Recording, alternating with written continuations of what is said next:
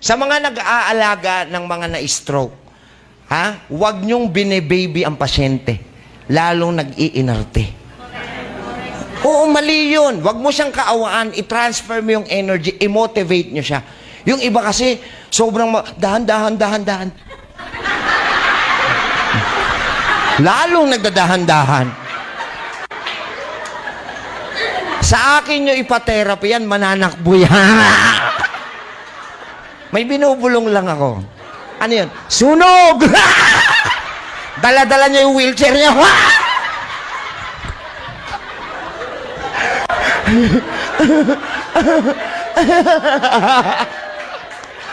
Ay, nako. Uy, huwag niyong gagawin yun, Yung iba, sample lang ko kaya yung kapitbahay namin. Ako lang. Hindi, totoo yun. Huwag mong kakaawan ng ba't kayo nag-iiyakan, nagjo-joke?